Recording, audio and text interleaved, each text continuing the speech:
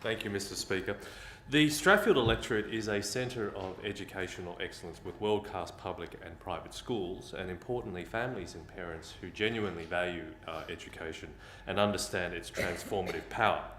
Our local schools are feeling the ongoing impact of the COVID-19 pandemic, which has resulted in increased workloads, staff shortages, student absences, and many students who continue to require ongoing support.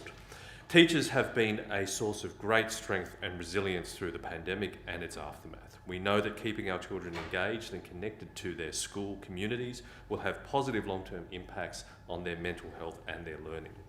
Sadly though, I've heard of teachers leaving the profession they love because they just can't take the stress anymore. I've heard of a principal providing another school with a teacher so it could open that day.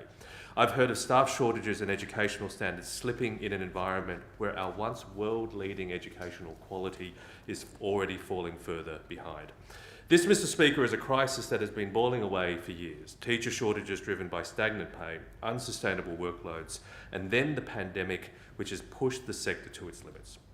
Over 10,000 New South Wales teachers left the profession in 2021, Mr. Speaker, 10,000. Teachers are covering classes they didn't train to teach. Staff shortages, up to 10 teachers on some days, mean that teachers can't do what they do best, and it's our kids that are missing out. Teachers are struggling, they are frustrated, and they are leaving schools in droves. We cannot continue to rely on the goodwill of frontline workers to push themselves beyond breaking point. They deserve better, and so do our kids. Increasing the number of new teachers, keeping teachers in schools, and the best educators in classrooms, and giving them meaningful career paths that reflect their strengths and passions must be a priority.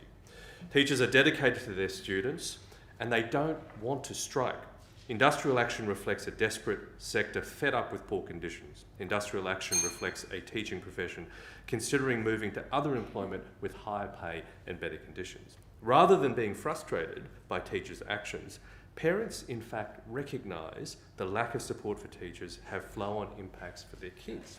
The Burwood Girls High School P&C, for example, recently voted unanimously in favour of a motion supporting teachers' industrial action. Parents know that a well-remunerated and supported teaching workforce is better for their kids.